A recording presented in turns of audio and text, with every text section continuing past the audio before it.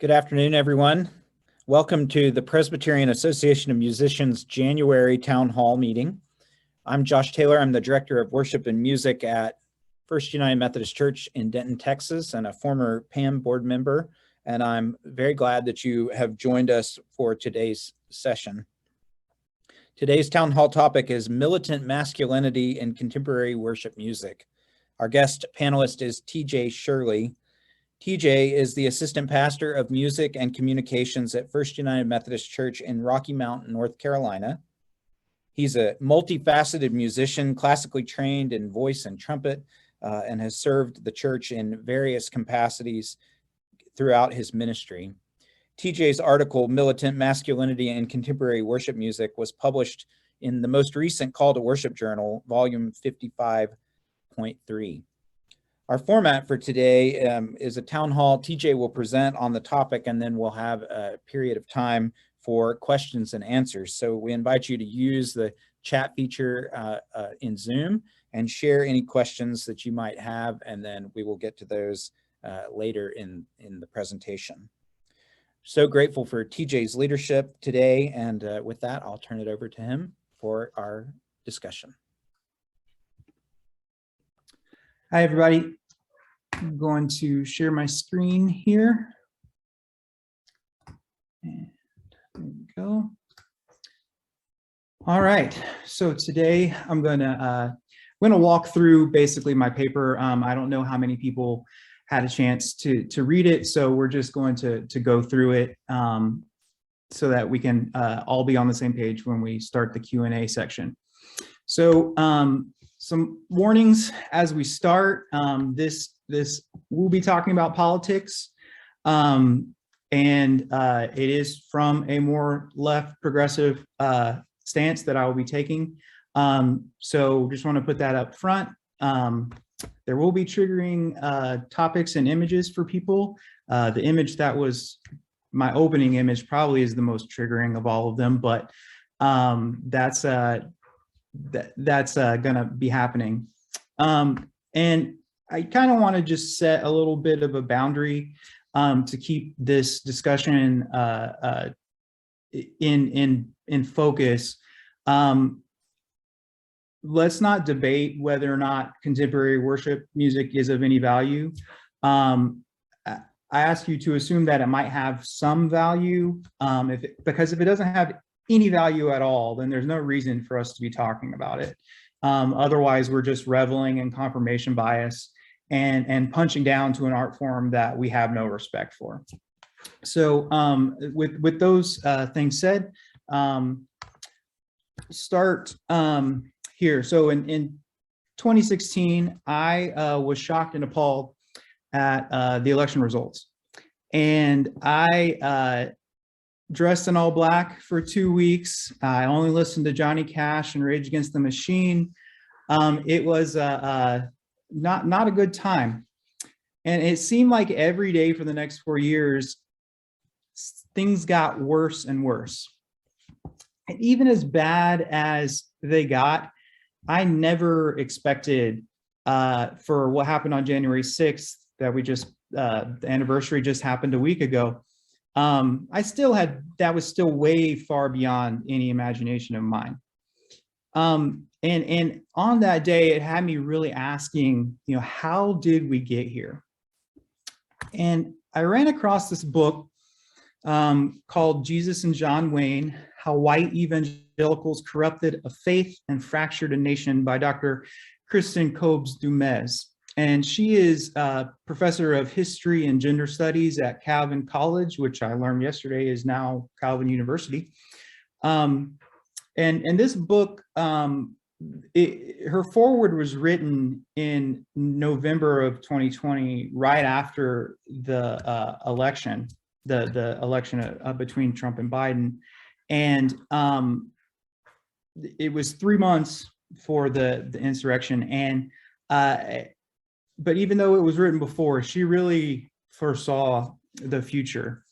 And her thesis is weaving together family matters, domestic politics, and a foreign policy agenda, militant masculinity came to reside at the heart of a larger evangelical identity. And so she's positing that everything in evangelical's life is being informed and being guided by this theme of militant masculinity. She particularly speaks about how this has been brought about by politics and preachers, but she also recognizes how other parts of evangelical consumer culture have influenced evangelicalism. She says conservative evangelicals achieve dominance not only by crafting a compelling ideology, but also by advancing their agenda through strategic organizations and political alliances, on occasion by way of ruthless displays of power, and critically by dominating the production and distribution of Christian consumer culture. So while she focuses more on the compelling ideology part, she doesn't really touch at all on the production and distribution of Christian consumer culture. And that's kind of where as the starting point for my paper. And this brings us to contemporary worship music. So to start with that, this is the definition that I use for contemporary worship music. I find it's the best definition out there. And it is from a chapter titled Contemporary by Mark Glazier and Richard Webb in a book called Leading the Church's Song, edited by Robert Buckley Farley and Eric Volan. This term contemporary music has been used to describe a host of diverse worship styles developed within the last 40 years. Among others, contemporary worship music embraces folk, country, rock and roll, praise, alternative, and the eclectic music of the post-Vatican II Roman Catholic tradition. While each of these styles stands as a musical genre in its own right, some having numerous subgenres, all of them hold enough in common to come under the umbrella of contemporary music. In particular, these genres share a common emphasis on strong accented rhythm, orally conceived melodies, roots reaching back to the African-American spiritual and Appalachian folk traditions, and accompaniment styles based on the unique technical possibilities and limitations of the guitar. Contemporary music is also set apart from traditional music in that it is usually performed by an ensemble combination of keyboards, guitars, bass, drums, melody instruments, and vocalists. And in all the research that I've done, this is, I feel, the absolute best definition that I've come across. It's very long, but that's why I think that it's the best, because it really does encapsulate everything in my mind that contemporary worship music is. So the methodology I used, I took to analyze contemporary worship music is the same used in a book called The Messoge in the Music, Studying Contemporary Praise and Worship. And the editors are Robert Woods and Brian Walroth, and is published by Bingden. And what they use is they use CCLI, the licensing for most contemporary worship music. They release top lists. They used to release top 25 lists, and now they have a top 100 list. So I used the top 100 songs that they have as, and those are the songs that have been reported the most as being used by churches. And what I did is do keyword searches and analyses of each song, and to get some idea of each of the categories I'm going to analyze. I use this as my canon.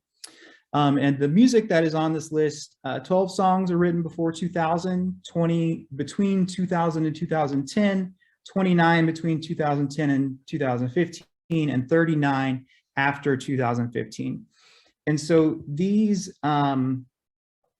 you can see, as you would expect in a quote unquote contemporary, that there are more and more songs the more contemporary it gets. So when we talk about this militant masculinity that Cobes-Dumez identifies, it starts with the upholding of patriarchal systems.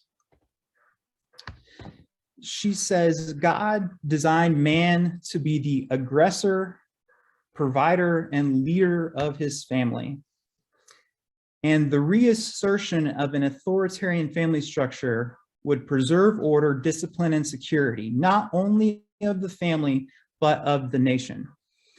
So she's saying that the way that the family is organized informs everything in their life. So having that, this patriarch of the family who is aggressive, provides, and leads, that is the person who you look to for everything in life.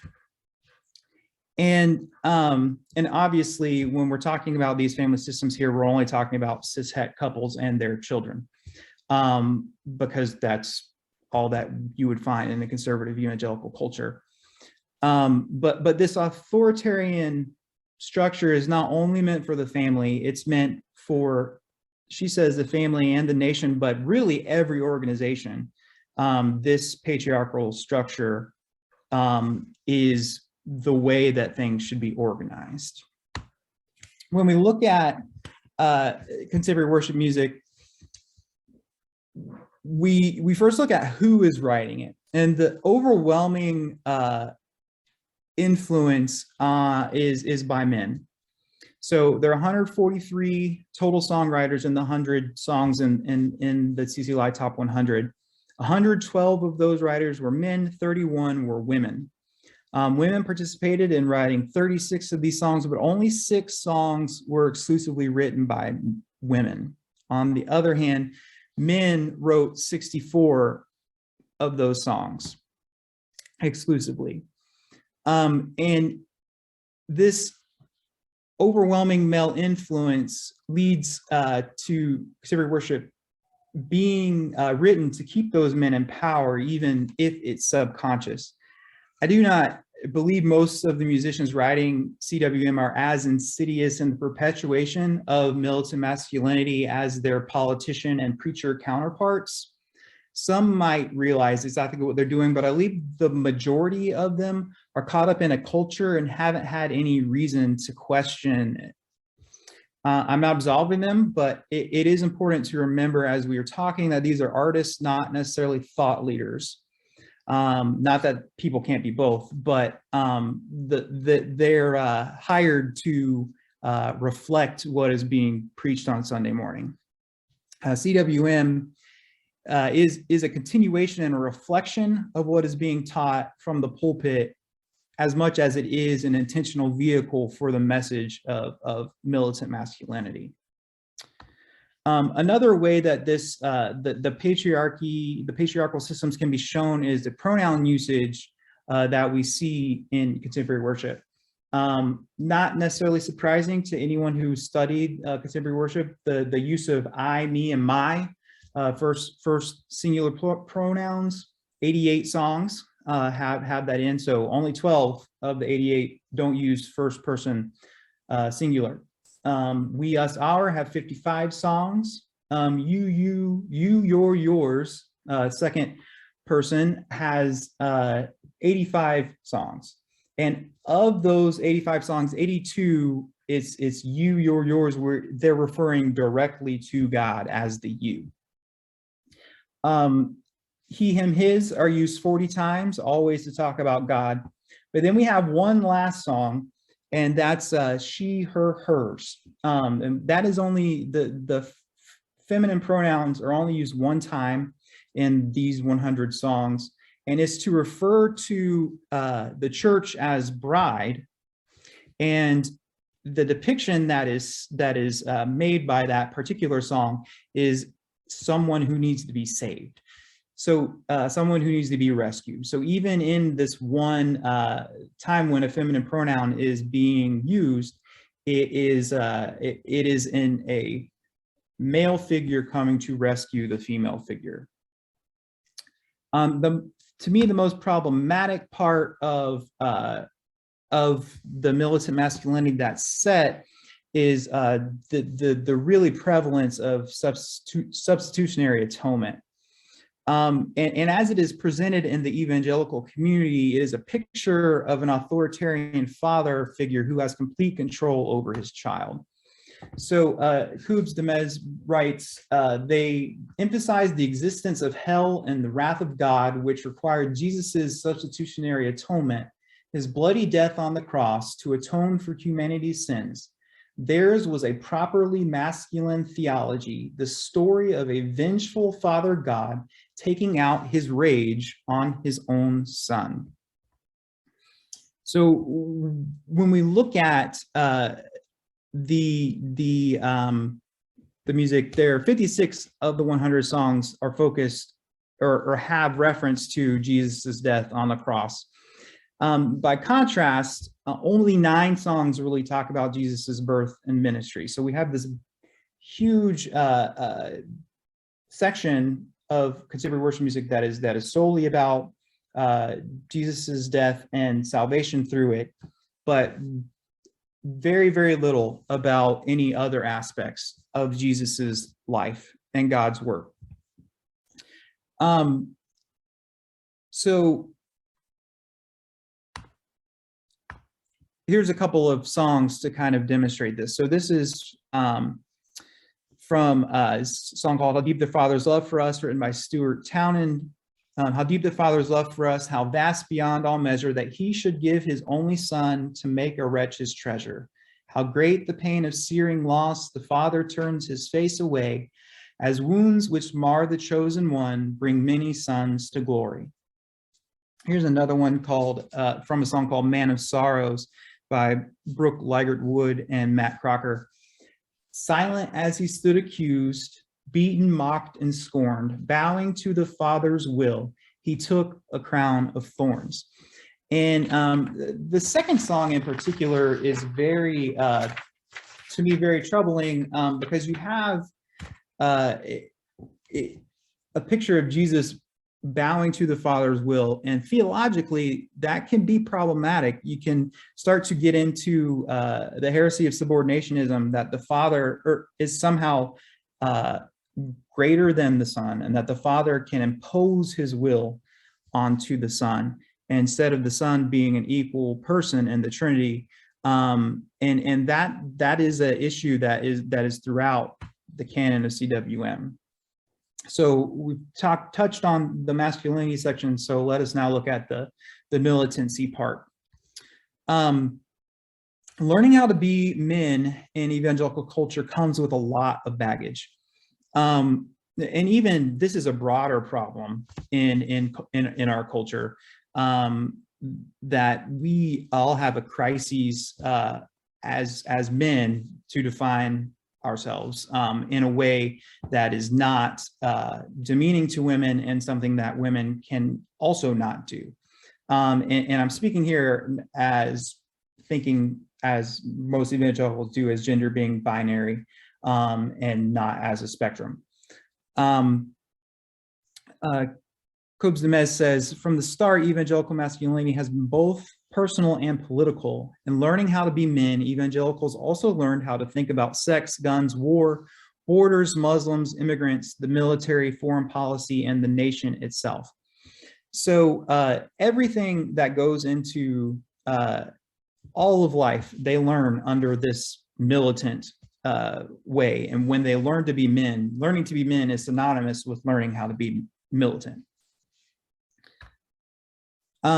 She also writes, Christians are called to fight the Lord's battle at home and abroad and seek dominion in his name. So the way of leading a Christian life is described by using this militant language. When we look at militancy,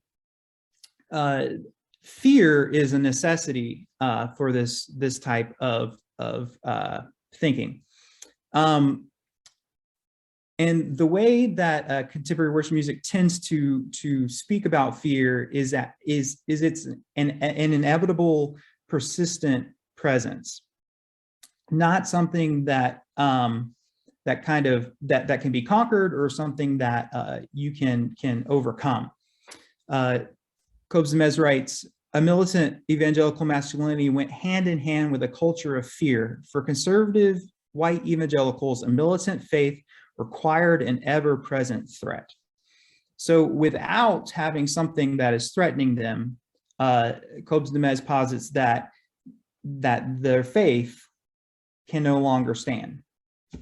When we look at the canon that from CCLI, the 24 songs speak of fear as something to be conquered, but only one song really exhorts believers to have courage and that God can help you overcome fear. So you have one song that has a positive message, but 24 songs are kind of just leave fear sitting there as something that's always supposed to be there. Here's a song, lyrics from a song called We Believe by Matthew Hooper, Richie Fike, and Travis Ryan. In this time of desperation, when all we know is doubt and fear, there is only one foundation. We believe, we believe. In this broken generation, when dark is all you see, there is only one salvation. We believe, we believe. And so there's not the sense of what we're believing in can help us with our doubt and fear or desperation or the darkness surrounding us. It is, we're in it and we just have to keep on hoping and holding on. Maybe one day when we die, that will be relieved from us.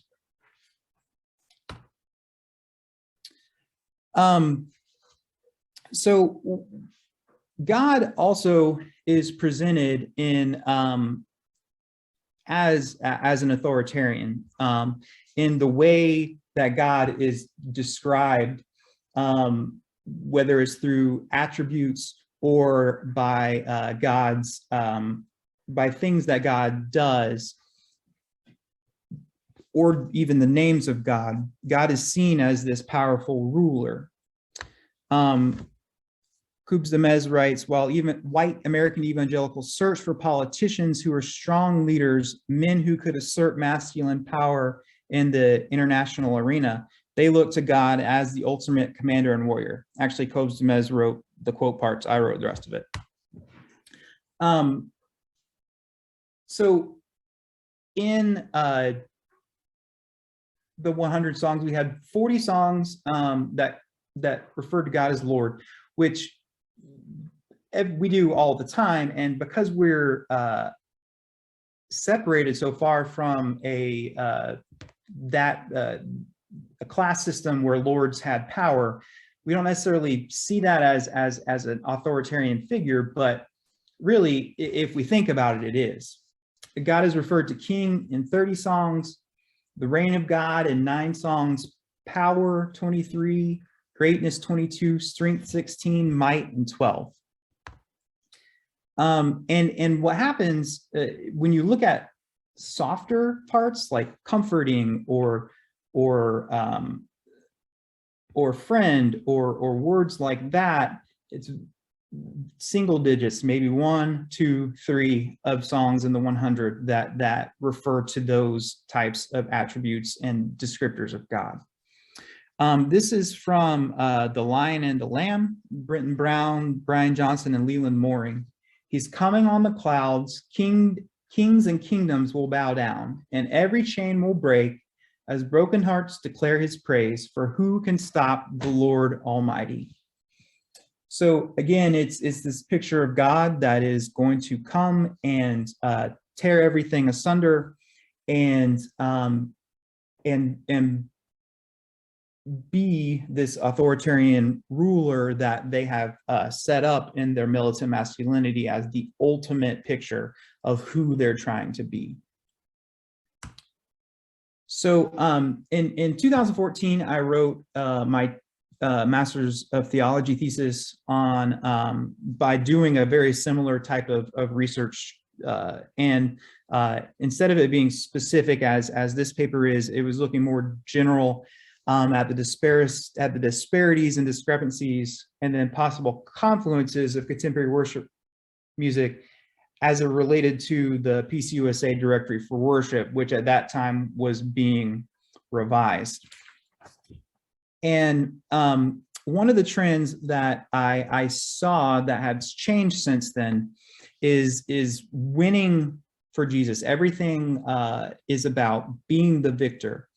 American evangelicals are called to act powerfully to impose their understanding of God's will onto politics and society. 7 of the 11 songs with themes of winning or victory were written since 2015. So, you have 7 since 2015 and 11 songs on all the, or 4 songs on all of the songs before that have this kind of victory mentality. And a very weird thing that I found in 2014, the song Victory in Jesus, from 2014 all the way to the mid 80s when CCLI started keeping these lists, Victory in Jesus had never appeared on that list. But after 2014, it has consistently been on CCLI top 100 lists. So again, that kind of shows that this swing that's happening. Another trend is talking about violence and violence being present in the music. 11 songs contain themes of violence using words like war, battle, and fight. And 9 of these songs have been written since 2015. This is a song called Surrounded, Fight My Battles by Alyssa Smith. There's a table you prepare before me in the presence of my enemies. It's your body and your blood you shed for me. This is how I fight my battles. And this one particularly is disturbing. It's using the Eucharist as a sword. That is very stark and very clear language about what their intention is. This is lyrics from another song called Sea of Victory by Ben Fielding, Chris Brown, Jason Ingram, and Stephen Furtick. The weapon may be formed, but it won't prosper. When the darkness falls, it won't prevail. 'Cause the God I serve knows only triumph. My God will never fail. There's power in the mighty name of Jesus. Every war he wages, he will win. I'm not backing down from any giant. I know how this story ends. And so this particular quote pretty much hits all of the different trends and things that I have previously talked about. And you really have to think when you're hearing all of these things week after week after week, how this militant masculinity really gets ingrained into you, and it just becomes a part of your life. You're hearing people talk about it on TV, and you are listening to it on the radio. You're singing about it on Sunday mornings. You're preaching about it. You have Bible studies around it, and all of this just pervades into this culture. Now, all of that being said, I don't want us to miss the point. I don't want us to throw the baby out with the bathwater and think that we need to completely do away with contemporary worship music. In fact, there are songs that are very appropriate and theologically sound. 58 songs discuss love, 21 songs discuss mercy, 23 songs hope, 23 songs talk about grace. My paper is, its intention is to bring awareness of the culture and influences surrounding the composition of contemporary worship music, so that those of us who use it in our churches may use it more carefully and intentionally. Where do we go from here? I think that there are quite a few things that can be done. Progressives need to start writing more folk songs. That is one way that this tide can be turned. Churches who have contemporary worship leaders, especially progressive ones, need to allow the time and resources to write and record music. Worship leaders in evangelical churches, that's all they do all week long is write and practice. And they're paid full time to do that. I think we also, those of us who only participate in traditional hymnody, this militant masculinity is not necessarily only in contemporary worship music. We can find it in traditional hymnody as well. And even though some work has been done, in the light of the past 5 to 10 years, we should look at the way that our hymns sound. Hymns which weren't necessarily a problem before may have different connotations now than the understandings that we've always had. For example, think back to the picture that I showed of the insurrection, and think if you were one of the people who were attacking the Capitol building and you had these words from "A Mighty Fortress Is Our God," verses 3 and 4. "And though this world with devils filled should threaten to undo us, we will not fear, for God hath willed his truth to triumph through us. The prince of darkness grim, we tremble not for him. His rage we can endure, for lo, his doom is sure. One little word shall fell him. The word above earthly powers, no thanks to them, abideth the Spirit, and the gifts are ours through him who with us sideth. Let goods and kindred go, this mortal life also. The body they may kill, God's truth abideth still. His kingdom is forever." So words that we might have always interpreted as symbolic might now be interpreted as literal. And with that, I'm all done. And so I will answer any questions that you all have. You can feel free to post any questions you have in the chat feature on Zoom. And I jotted a few down from TJ's article that will get us started and maybe spark some other conversation. So TJ, thank you for your article. I found it particularly interesting and really made me think. And so as I was reading it, I was jotting down questions that I wanted to ask you. And so one of the things that caught me, I was particularly struck by Cobes de Mez's quote that you used that said, quote, "Evangelicalism lacks clear institutional authority structures, but the evangelical marketplace itself helps define who is inside and who is outside the fold," end quote. And I'm wondering, to some extent, hasn't the marketplace always determined who was in and out in music? Our choral libraries are filled with composers who have been marketed to us. We sing new anthems because they're what's in vogue, or sing new hymns because they're what is in vogue. So there's never really been a centralized structure that held the music world in check. And so I'm wondering if this, what to me almost feels like it's always been a constant battle of what people liked and disliked. And so how, I hate to use militant language even in asking this question, but how do we combat this in a mainline Protestant setting? So to answer this question, I'm probably going to offend a lot of people, but the way that that we stop doing this is we stop making money off the music we write. And it becomes open source like software, and that the music that we write goes out to be for the glory of God. And I'm not saying that because you sell your music, you're not doing things for God's glory, but if we want to combat this who's in and who's out, to me, that's the only way that it can happen. And with the technology that we have now, we don't have to we don't have this kind of where we have to have publishing companies. That's an interesting idea to just remove the commercial element, because I was thinking about that as well as it related to, we can't easily change these things because we can't edit them for copyright reasons and things of that nature, but also because there is such a performance and money-making element to them. The groups that write them release these videos and all of the tracks and things that go along with them. So they're not easily adapted for our own situations. But if you remove the commercial element, that's an intriguing idea. We have a question in the Q&A. Neely, I'm sorry if I'm pronouncing your name wrong, says it was interesting to hear a few reflections on how this impacts women. I'm curious if you have thoughts on what this means for people of color in evangelical circles.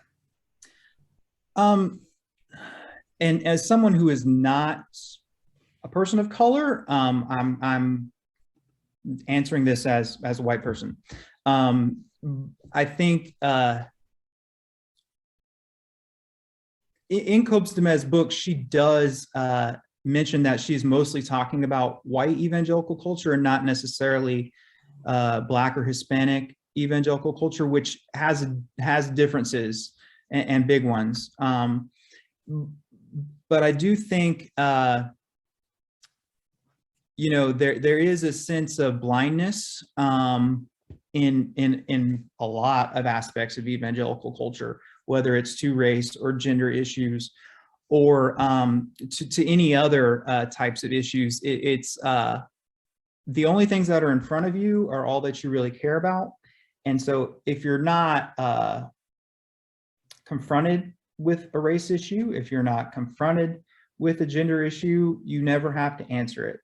And it's intentional that those things are not brought out so that they have to be confronted. And that was actually one of my questions too, and I'm wondering if you might say more about what you say the white American evangelical teaching is not just a sociological identifier, but quote unquote resides at the level of the soul. And that immediately made me think about the fact that in Glory to God, our hymnal, obviously it's not a collection of contemporary worship music, but it does include songs that are beyond traditional hymnody. And the committee included in the back of the hymnal a statement on language, and it says, quote, "The collection will emphasize that the God who meets us so graciously and intimately in salvation history is at the same time one who is wholly other and beyond gender." So I'm wondering if in the contemporary worship music setting, if that would be almost considered a threat to the very identity of God. And it would be, yeah. Absolutely. And because that totally shatters the patriarchal system that is foundational to their definition of who God is and who they are in relation to God. Yeah. It's an interesting thing to ponder as well. Mary Ann asks, at my church, we're doing a Christian ed class about the history of racism in America and the complicity of the church. The topic of militant masculinity seems like a natural continuation of the discussion for another class. And, I had another idea about the racism question earlier, and it's for sure we can see how this militant masculinity plays out in the political realm, and how race is affected in the political realm because of this militant masculinity. As we're in the middle of discussion about voting rights at this very moment, it's very clear who is influenced by this militant masculinity to keep some people from voting. Kim Long writes, TJ, this is a really compelling conversation. Thanks for your great article and presentation. I was struck by your assertion that progressives need to write more folk songs. What an interesting way to infiltrate theologically CCM. Do you have any ideas about how we make that happen? Grassroots, something more organized, and might PAM have a role going forward? So I do think it would be great to infiltrate, but I'm not sure if that's possible because of how big and massive and powerful the machine is that's cranking out all this music. I do think that there can be something that is parallel. And there has been a resurgence, or not necessarily a resurgence, but a movement with groups like The Many, who are standing in that role that even 5-10 years ago were not there at all. One of the things that I think would be really great is songwriting circles, setting up contemporary worship leaders in a regional area to write songs together or to present songs to one another, take criticisms. Those are that is things that evangelical that people are doing in the evangelical circles that are producing these songs. So like-minded people still using that system, but from a different perspective. Absolutely. Timothy Nolan shares, brings up a really big problem, I think. How do we bring more openness and community with this discussion instead of more division and polarization? It seems that just the terms used would bring division in a typical congregation. Yeah, so a lot of that dismantling has to be done by us as musicians and pastors, because we're the ones that made the division in the first place. The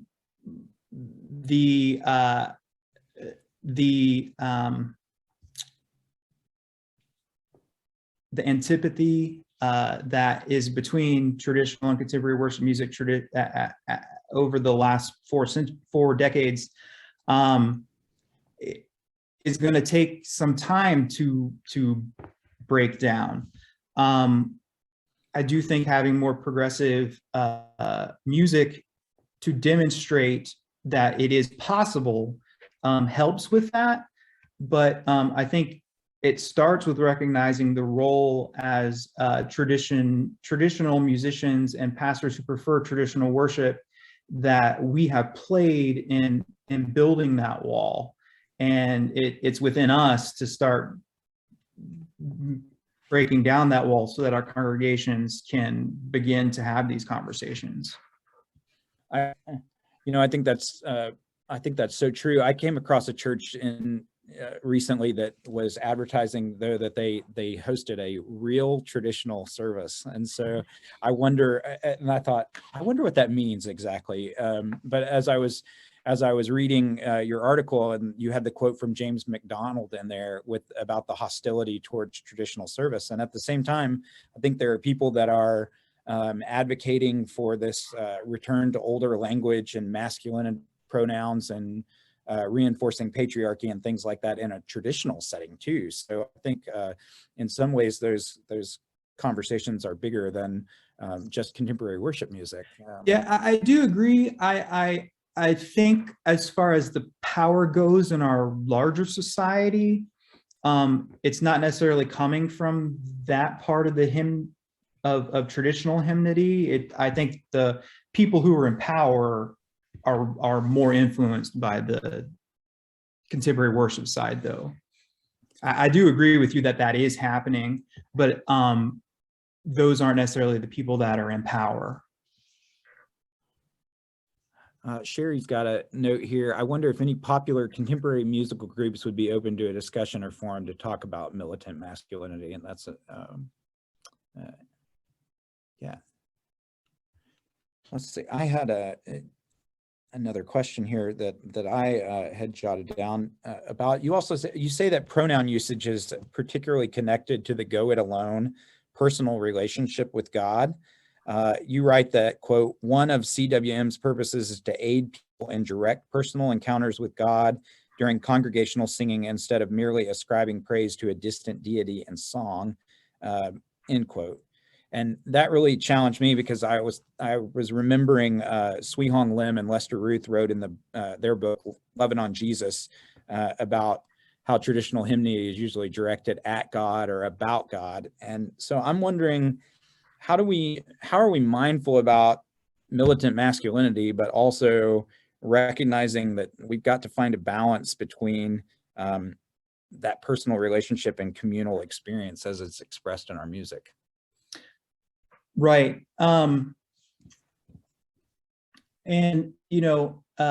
it's going to be using inserts in our bulletins to have music that reflects that.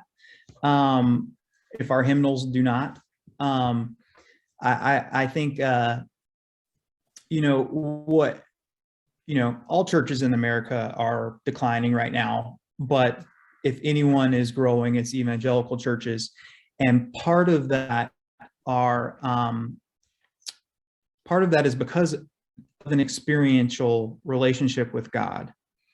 And that is what people are looking for. And if someone comes in to a church and there's not a place for them to have any sort of relationship with God, if God is only an intellectual pursuit, then what's the purpose? So traditional hymnody is rich with emotional language and very individual devotion to God, even if you're not necessarily an I or you. And we should explain that in emotional terms, and be more emotional in our presentation, and whether that's bulletin notes that somehow explain how we what this means emotionally. It's there, we just have to tap into it. And I think as musicians, we look at the notes, but we need to spend more time with the lyrics. Rory Chambers wrote in the Q&A, he said, systems of capital are always the trick with this. Songwriting circles are great, but folks still need to eat.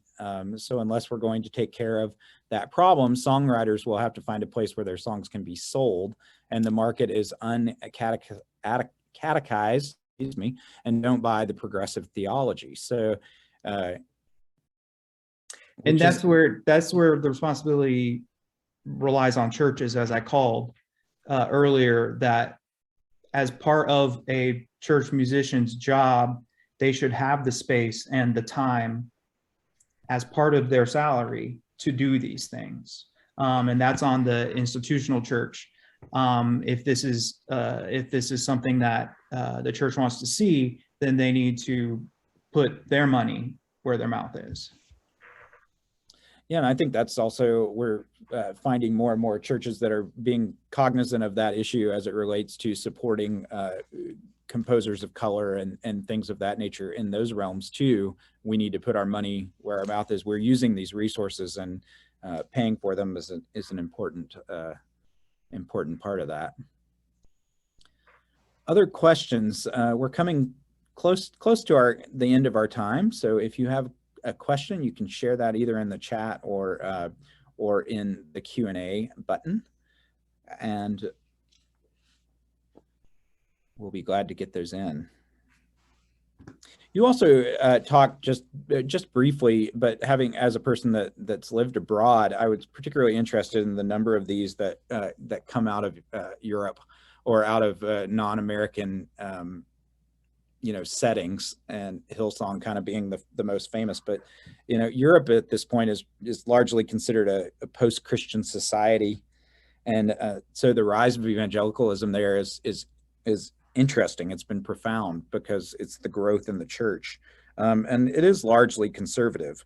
But I'm wondering, have we bastardized these songs a little bit in the way that we've brought them over, or because I'm not as familiar with the repertoire, I'm just curious if that conservative militancy is not just an American thing. I think it's kind of a both and.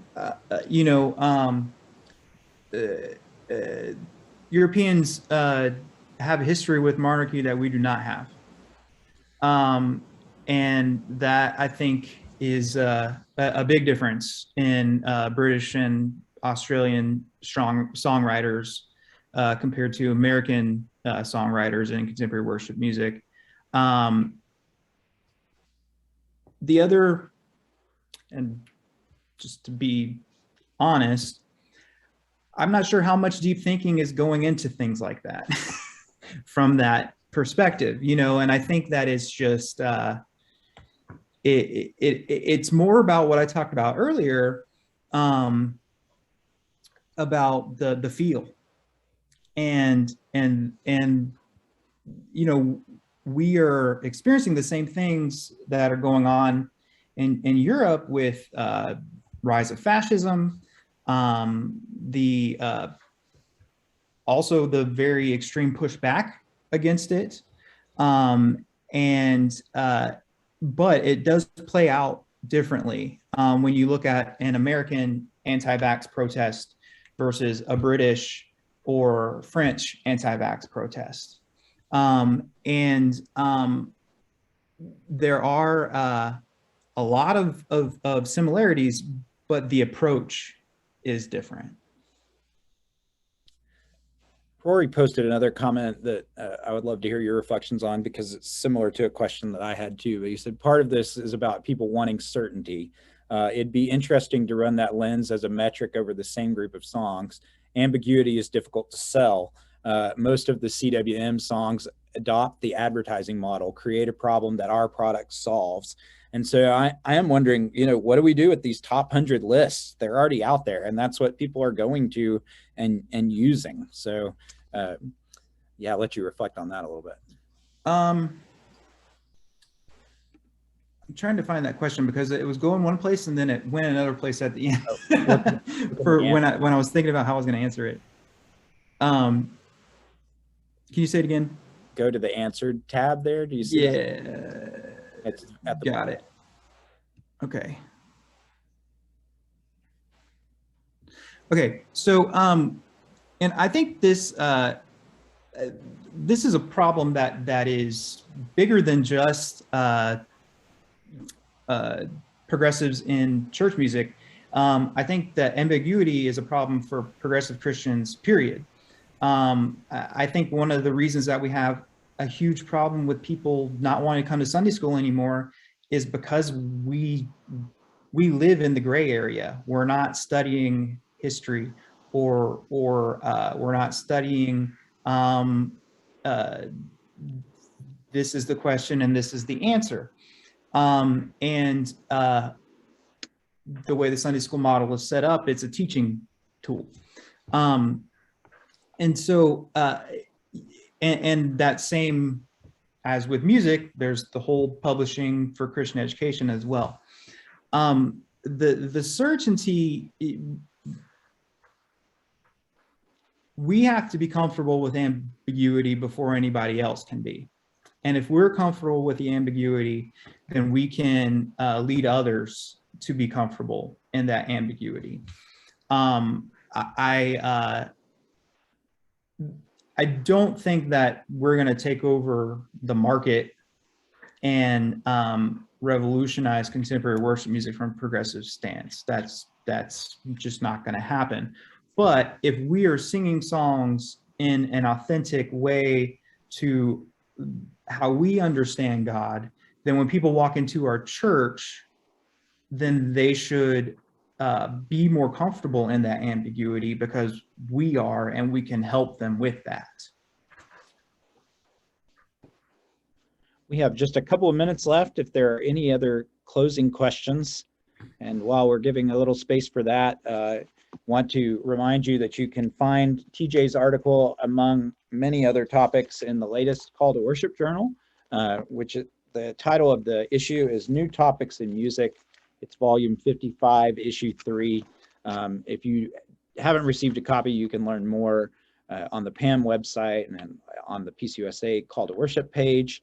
And maybe you need to renew your membership in order to get your copy, because there, along with TJ's article, many other articles that will make you think. Michael Washevsky says, I wonder if it is more helpful in Christian tradition to talk about mystery rather than ambiguity and embrace the paradoxes we see in Christian faith. Yeah, I think you're right on there. I think that language is very important, of mystery and paradox. And we can explore that in our music. Singing about holy mystery is something that we should be doing every Sunday. Well, thank you so much, TJ, for a wonderful discussion, and thanks to all of our participants for the great questions. Thanks to the Office of Theology and Worship and to PAM for hosting this event. Stay tuned for more town halls to come in the months ahead. Thanks for joining us today. I'm putting my email address in the chat if anyone wants to follow up or anything, I'd love to be in conversation further. Wonderful. Thank you again for joining us. Have a wonderful afternoon. Thank you.